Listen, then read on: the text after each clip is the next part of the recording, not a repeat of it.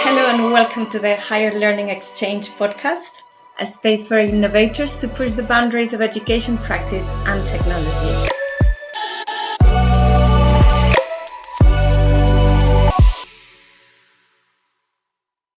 Hello and welcome. I am Carmen Tomas, your host today, and I'm really excited to be welcoming Martin Vendel today.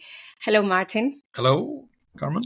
Thanks for joining us, Martin. Martin Vendel, he's the Academy Director at the European Institute of Innovation and Technology for Urban Mobility. Martin has experience of several angles. So you've got a background in academic research. Also, you've been teaching, Martin, and you've also got industrial experience, which obviously fits very well with the EIT remit. So I'll further ado, I'm going to get you to talk a little bit about the EIT, what it is, and also your role in it. Well, first, thank you for inviting me here. Great to be here. Yes, to say a few words about EIT, that may not be so known to a lot of people what EIT is, but as you say, it's the European Institute of Innovation and Technology. So that's EIT in itself is part of the EU. Then there are a number of organizations looking at there are sister organizations funded by EIT, like EIT Urban Mobility. We have digital, Energy, etc., looking at separate topics. But what they all have in common, why EIT is there to help with the transformation of Europe, finding research, technology, business, etc. So that's kind of going through all these different sister organizations, and where I'm working with them with the education part, but we also have innovation, business creation, startup activities. So that's what we do, and we do then cooperate with something like 500 European universities, but also we are a network of industry, cities, etc. And in my case, then we are looking at urban mobility. How do we transform the mobility in cities to become more sustainable and the cities to be a nicer place to live? And of course, in that transformation, there's a lot of knowledge that's required. There's a lot of talent. We need to train people to manage this transformation. You are leading on the education side of the urban mobility, EIT, yeah. Okay, yes. So you're very involved. I'm leading that, and we work with the different master programs, with PhD programs, with a lot of with also professional life training. Everything from totally online to blended to face-to-face. Yeah. I guess everyone else. Yeah. Yeah. So I suggest for everyone that will listen to this to take a look at the work in education, cover pretty much anything after people leave university. It's a real great model for lifelong learning, which we can talk about another day. But today I invited you because we met in January, and we met at what was a pretty remarkable, it was the EIT EdTech Conference, which I believe it's run for the first time in 2024. And you welcome people from across, different stakeholders to join in a conversation together about the future of EdTech and education. And you invited people from education institutions, also researchers, and also the solution providers, plus some political leaders as well were there. So I'm just going to, because Martin, obviously I got to know you then. It was a very impressive event, and hence why I was very excited to have you join us to share some of the story and then some of the outcomes. Would you tell us a little bit, because I know there's a story, and why did it come about now in 2024? Why now for the first time? I think it's a relevant question because we talked about EdTech for quite some time now, right? So why now? This came as a question from the Commission, or the Commissioner Maria Gabriel, thinking about how we're doing in Europe in the EdTech area. What about the European industry for EdTech compared to the rest of the world? Are we utilizing EdTech to the extent possible? And so it was a request or question coming from the Commission to EIT about what is EIT doing about this? And it's a relevant question because EIT, as I said before, we work a lot with education, but we also work with startups. We work with innovation. We have all these universities, etc., and industries in our communities. And to be honest, the answer is we do not at all do enough EIT, even though we seem to be the perfect place to work with this. So we started to think about, okay, what's going on in the area and how can we maybe kickstart this take the next step in this for the industry, and what is actually the dilemma we have today. Why is it not used more? Why is the European EdTech industry kind of lagging behind the rest of the world? So where is the problem? Is it so that we don't have enough courses or so? Or why is it not? Why are not all these tools used? So the idea was then just to get all the main stakeholders together to discuss this in an open way and try to get some kind of joint view on what are the barriers, what is not happening, what can we do together if we actually just utilize everything we already have. I mean, everything from the policy level to, well, in the room at the conference, we had everything from on EU down to students. So we had everything in the room to discuss what are the issues, what can we do, and try to set some kind of agenda on steps that may be reasonable to bring this to the next level. You've mentioned that the European Union is not a leader at world level, right? Do you have any information as to who is the leader on a global scale? Well, usually we mentioned US, and Asia. For different reasons, I think. I mean, because, of course, in the US, we have the big online, the MOOC platforms and those players. In Asia, there's a lot of money going into securing the next generation in the families. So a lot of the disposable income is actually, to much higher extent compared to Europe, spent to make sure that the kids are educated. So it looks very, very different. And I think also these are the leaders, but there is also reason why it looks different in Europe. We are, compared to the US, I mean, we have all these different cultures, all these different languages, and all these different rules, actually, as well, regulation in different countries. So it's very, very different. So there is a reason, but is there a reason for that Europe really should be behind? No, I don't think so.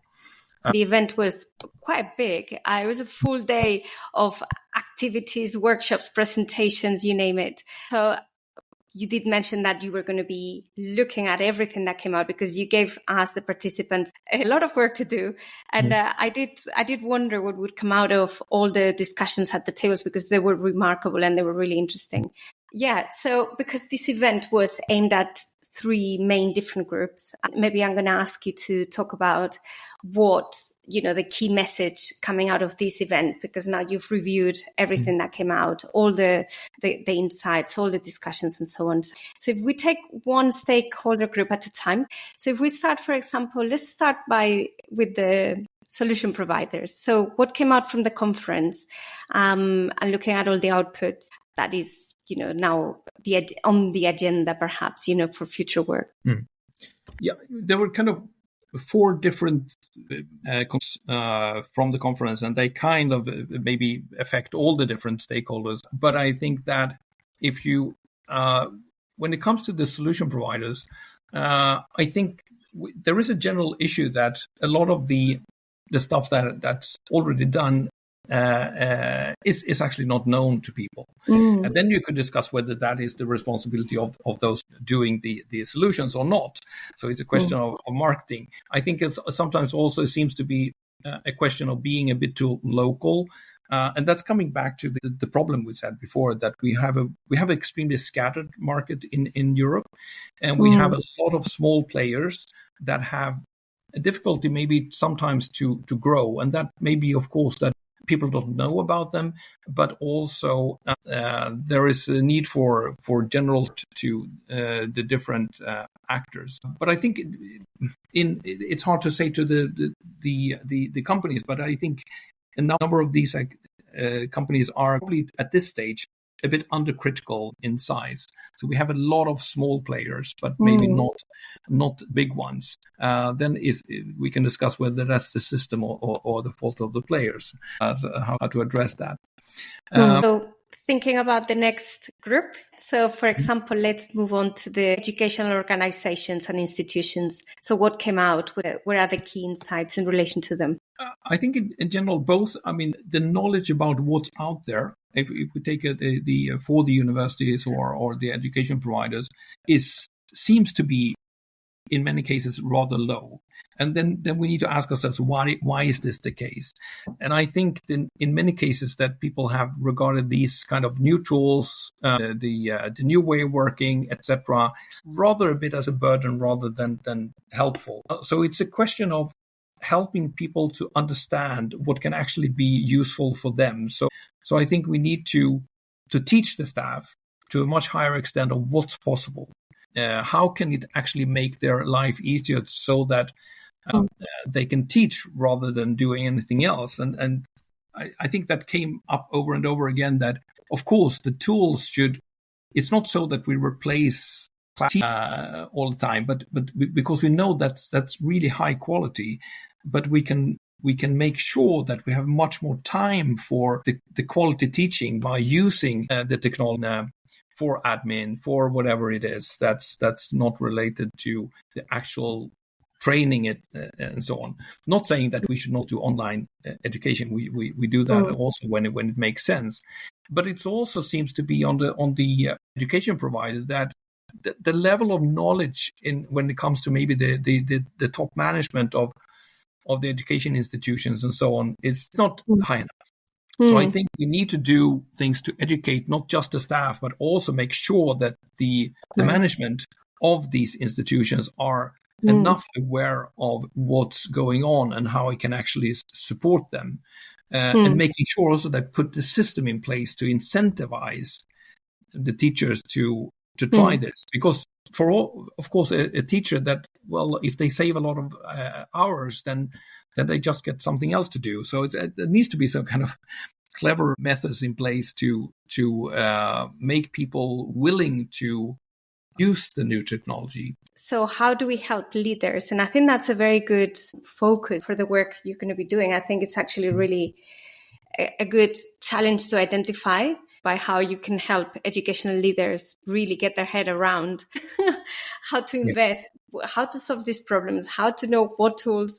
It's incredibly complex. Now, in terms of the researchers, they're often, in my experience, they don't feature very prominently, when the research is not very often connected with the EdTech world and so on. So what came out from the conference in relation to educational research? When it came to the research side, I think what was emphasized a number of times was that we need more evidence-based proof of how does it used, what benefits are there.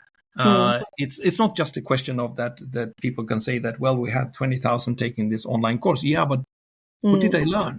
And did it really change the way they act in their professional life and so on? So there is a lot of, we need more evidence to also understand what's good and what's actually not so good or even bad. And so that's kind of also relates to kind of the quality of different tools or activities that we are now guessing a bit. And I think what I mean, through the pandemic and so on, when a lot of things moved online and so on, we know that there was a lot of, the quality went down in many aspects, but accessibility went up, etc. So we need to understand better in what should we do with these tools. I think it's like any toolbox. It takes some time to figure out how to use this in the best way, and when we should absolutely not use it, when we should not replace ordinary teaching with some advanced tech stuff. I think that's really a very important knowledge to have, because otherwise we may do more harm than good. I think so. That was brought up a number of times. That also related to the kind of policy level, that they are happy, of course, to push for things, but they need to know that they push for the right thing. So is it really giving the effect that we hope for? So I think there is a lot to do in that respect. Coming back to what do people really learn, and what is the actual impact of these trainings compared to other training or methods? And if we know that, I think hopefully, I mean, we can increase the kind of efficiency and dramatically, I think. But today, I think we do both the really good stuff, but some is probably just a waste. Okay. So you said there were 4 different outcomes.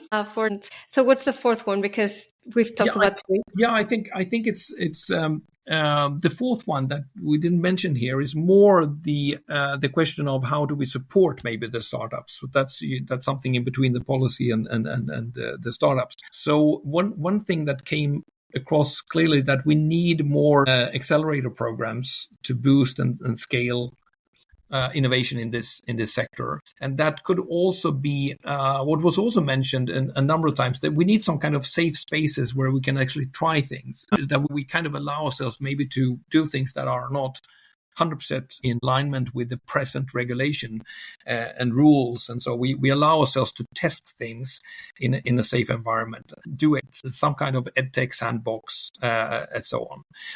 Because doing that, we can both kind of gain a lot of knowledge, but we can also get these companies to develop in a very good way, being able to really try their services and refine them early on rather than that they get into trouble later. So it's just more efficient development of these companies. And those test beds, they're always difficult to sort of get in place, aren't they?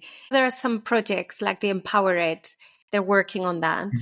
But I know they're working on facilitating that, which I think is a great idea because exactly that would benefit everyone. Martin, talking more about then your experience, you organized this event. So now talking about your experience, because obviously you were very involved. You worked months to create this really exciting event. So on a personal level, what surprised you the most about this experience and this conference? Yeah, I think we were a bit naive doing this, and I think it's good. It's good to be naive. So we just took it from the point of view, like, I mean, we would like this to become much better and utilized in Europe, and we think that it is critical for Europe. We need to kind of reskill 40% of the people in the labor market, etc., etc. There's a huge need to manage the transformation of Europe into a more sustainable society. But so we just thought, well, we just put all the stakeholders together in a room, and that makes sense, right? So we took everything from the policy level to people from university, industry, the startups, students, etc., organizations. And what was surprising was that a lot of people came up to me and said that this has never happened before. You don't have all the different stakeholders in the room where everyone also feel able to share and be open about the challenges and kind of discuss this in a very open way. Usually there's some kind of agenda somewhere, having one perspective and the other. And in this case, we just wanted to get all into the room, create a kind of shared vision or what to do, but also shared view on what the problems are. And I think that was really surprised me that people did feel that this was really special, because I thought, well, that's of course what you do when you try to solve a problem. So in that sense, I think we were a bit naive, because we didn't either see that anyone would feel maybe threatened about having all the different perspectives in the same room. It was a really dialogue, and also maybe created due to that we do not really have an agenda. We actually just want this to be better.